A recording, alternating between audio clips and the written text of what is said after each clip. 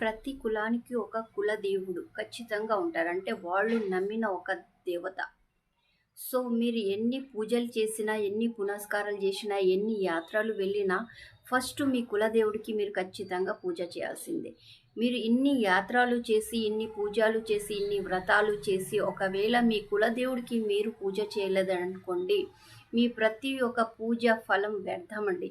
మీకు దేంట్లో లాభం ఉండదు, దేంట్లో ఏ ఉపాయం ఉండదండి. ఎందుకంటే కులదేవుడు ఇంపార్టెంట్. ఇప్పుడు ఎగ్జాంపుల్గా మీకు చెప్తాను.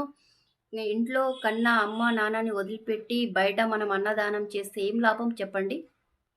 అన్నదానం చేస్తున్న యొక్క ఫలితం మీకు వస్తుంది, ఎంతోమంది పేదలు తింటున్నారని మీరు అనుకుంటున్నారు. కానీ కాదండి. ఇక్కడ మీ కన్నా తల్లిదండ్రులు ఇంపార్టెంట్. వీళ్ళు ఫస్ట్ హ్యాపీగా ఉంటే, సుఖంగా ఉంటే మీరు బయట ఒక్కరికి పెట్టినా పెట్టకపోయినా మీరు లైఫ్లో ఎప్పుడు సక్సెస్ ఉంటారు. కాబట్టి మీరు ఎన్ని పూజలు చేసినా, ఎన్ని వ్రతాలు చేసినా, ఎన్ని యాత్రలు చేసినా మీ కులదేవుడికి ఖచ్చితంగా మీరు పూజలు చేయాలి. అప్పుడే లైఫ్లో సక్సెస్. ఈ మధ్య అందరూ అన్ని పూజలు చేస్తున్నారు కానీ వాళ్ళ కులదేవుడినే మర్చిపోతున్నారు. కాబట్టి నేను ఈరోజు ఈ వీడియో చెప్పడం జరుగుతుంది.